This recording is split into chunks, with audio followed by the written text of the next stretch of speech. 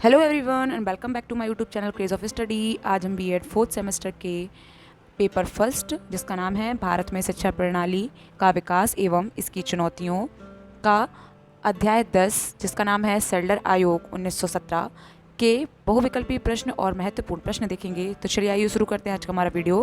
पहला प्रश्न है, सेल्डर आयोग ने माध्यमिक शिक्षा के किन दोषों को उजागर किया। हेडिंग है माध्यमिक शिक्षा के दोष। सेल्डर आयोग ने यह निष्कर्ष निकाला कि उच्च शिक्षा का आधार माध्यमिक शिक्षा है तथा आयोग ने माध्यमिक शिक्षा का गहन अध्ययन किया तथा उसके कुछ दोषों को प्रकट किया। ये दोष निम्न प्रकार हैं। पहला है, माध्यमिक शिक्षा संस्थाओं में उचित तथा उपयोगी शिक्षा साधनों का अभाव है। दूसरा, माध्यमिक शिक्षा सार्वजनिक परीक्षाओं से प्रभावित होने के कारण संकीर्ण व एकांकी हो गई है। तीसरा है, माध्यमिक शिक्षा के स्तर में पर्याप्त गिरावट आना। चौथा है, सुझावों की अवहेलना तथा निरीक्षण व्यवस्था में अनियमितता होना। पांचवा है, लाभदायक सुझावों का समय पर प्राप्त न होना तथा शिक्षण संस्थाओं का समय समय पर निरीक्षण न होना, इससे दोषों में वृद्धि होती थी। छठवां है, इंटरमीडिएट की परीक्षा में महत्वपूर्ण विषयों का सम्मिलित न होना। इस संबंध में आयोग का मानना था कि इंटर की कक्षाओं में जो महत्वपूर्ण विषय पढ़ाए जाते हैं उनका प्रारंभ माध्यमिक शिक्षा की कक्षाओं से होना चाहिए। सातवां है, माध्यमिक शिक्षा का सबसे बड़ा दोष यह था कि यह शिक्षा न तो उच्च शिक्षा के लिए छात्रों की सहायक थी तथा न ही माध्यमिक शिक्षण संस्थाओं के उद्देश्यों की पूर्ति ठीक प्रकार कर पाती थी।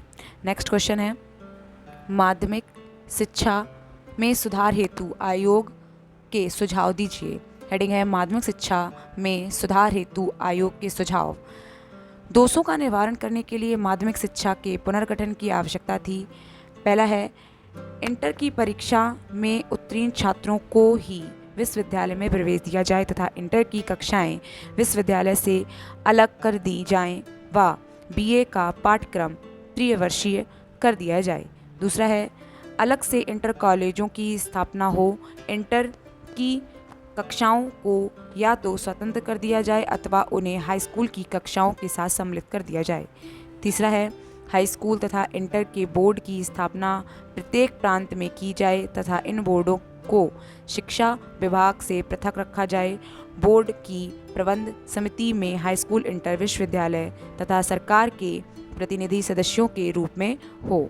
चौथा है, इन कॉलेजों में शिक्षा का माध्यम मातृभाषा ही होनी चाहिए।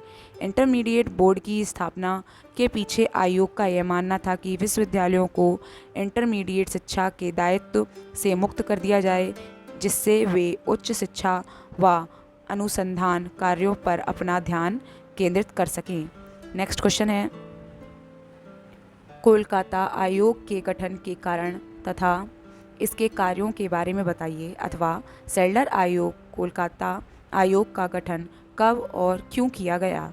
अथवा कोलकाता आयोग के कार्यों का संक्षिप्त में वर्णन कीजिए। अथवा आयोग की नियुक्ति के कारण क्या कारण थे। इन चारों प्रश्न का एक ही उत्तर होगा।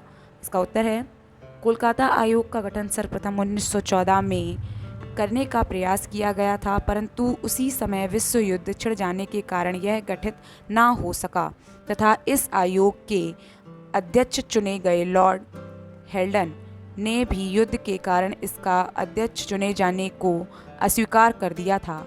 1917 में विश्व युद्ध की समाप्ति के बाद ब्रिटिश प्रशासन ने शिक्षा के क्षेत्र में सुधार करने की दृष्टि से कोलकाता विश्वविद्यालय की जांच के लिए एक आयोग का गठन किया था, जिसके अध्यक्ष माइकल सेल्डर थे। इसी कारण इसे सेल्डर आयोग भी कहा गया था। इस आयोग के सदस्यों में sir Ashutosh Mukherjee, doctor Niyauddin Ahmad, doctor Gregory Minster Harvard, professor Ramsay Muir आदि प्रमुख विद्वान थे। आयोग के उद्देश्य। इस आयोग का मुख्य उद्देश्य कोलकाता विश्वविद्यालय की शैक्षणिक परिस्थितियों का अध्ययन करना था। यह आयोग अन्य विश्वविद्यालयों की जांच भी कर सकता था। आयोग के कार्य। आयोग ने 13 भागों में अपनी रिपोर्ट 1919 को सरकार को सौंपी। इस रिपोर्ट में कोलकाता विश्वविद्यालय से संबंधित सुझाव थे, परंतु यह सुझाव अन्य विश्वविद्यालयों के लिए भी महत्वपूर्ण हो सकते थे।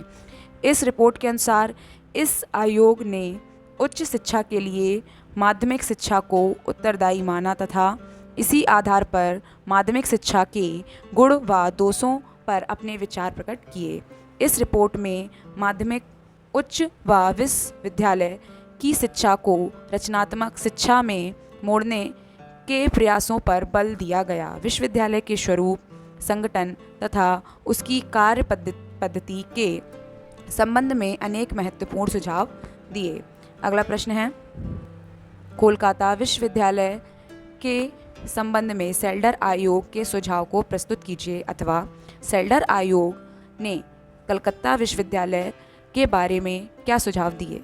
दोनों में से कोई भी प्रश्न आ सकता है। इसका उत्तर है, आयोग के द्वारा कोलकाता विश्वविद्यालय की समस्त शैक्षणिक गतिविधियों का गहन अध्ययन किया तथा इस निष्कर्ष पर पहुंचे कि कोलकाता विश्वविद्यालय की शैक्षणिक दृष्टि से आवश्यकता से अधिक फैल गया है तथा इससे संबद्ध शिक्षा संस्थाओं व छात्रों की संख्या में भी बहुत वृद्धि हो गई है।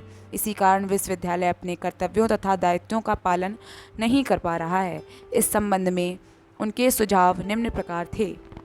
पहला है, ढाका में एक और विश्वविद्यालय की स्थापना की जाए। दूसरा, कोलकाता महानगर की समस्त शिक्षण संस्थाओं को संगठित करके एक ऐसे विश्वविद्यालय की स्थापना की जाए जो अध्यापन का कार्य कर सके। तीसरा, ग्रामीण अंचलों के कॉलेजों को भी संगठित करके एक कॉलेज विश्वविद्यालय स्थापित किया जाए। आयोग ने विश्वविद्यालय के गठन तथा प्रशासन के संबंध में भी निम्न सुझाव दिए। पहला है, विश्वविद्यालय को अपने कार्यों के लिए पर्याप्त स्वतंत्रता प्रदान की जाए तथा नियमों को उदार बनाया जाए। दूसरा, विश्वविद्यालय के अध्यापक वर्ग के अधिकारों में पर्याप्त वृद्धि की जाए। तीसरा, बीए के पाठ्यक्रम की अवधि 3 वर्ष हो तथा ऑनर्स कोर्स की स्थापना भी हो।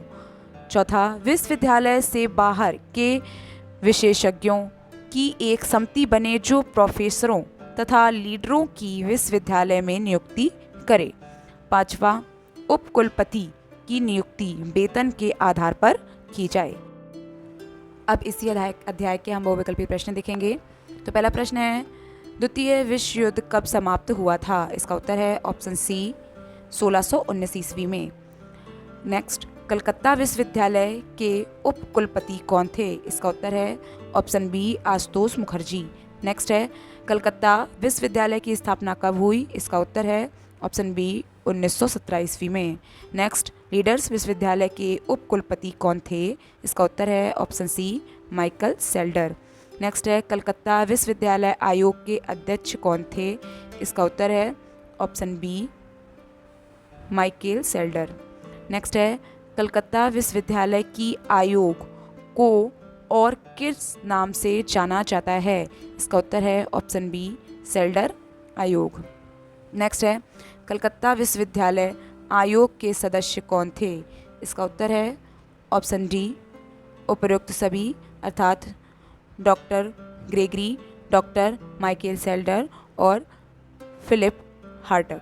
नेक्स्ट है, सेल्डर आयोग के जांच के विषय क्या थे। इसका उत्तर है ऑप्शन डी, उपयुक्त सभी, अर्थात विश्वविद्यालय की स्थिति एवं आवश्यकताओं की जांच, विश्वविद्यालय की समस्याओं का समाधान, विश्वविद्यालय उपस्थिति प्रश्नों पर रचनात्मक निधि का सुझाव।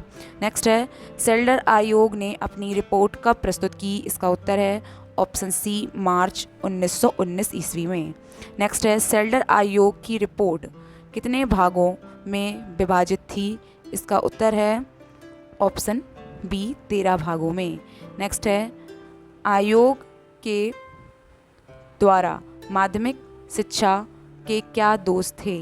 इसका उत्तर है ऑप्शन डी, उपर्युक्त सभी, अर्थात माध्यमिक शिक्षा की गुणात्मक उन्नति नहीं हुई, योग्य अध्यापकों का अभाव था, उपर्युक्त शिक्षण सामग्री और शिक्षा के साधनों का अभाव।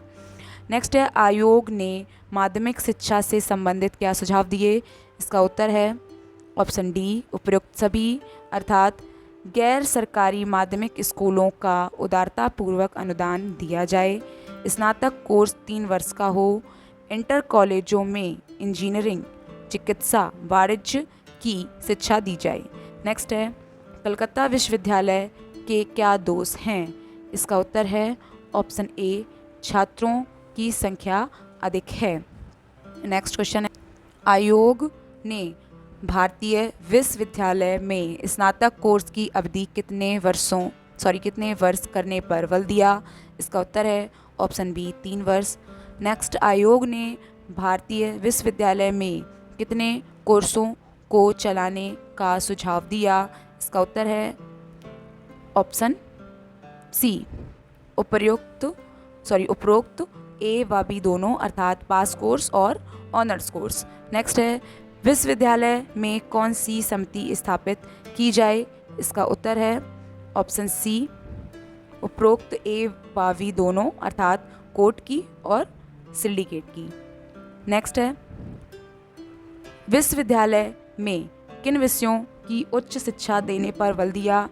इसका उत्तर है ऑप्शन डी इनमें से सभी, अर्थात व्यवसाय शिक्षा, इंजीनियरिंग शिक्षा और चिकित्सा शिक्षा।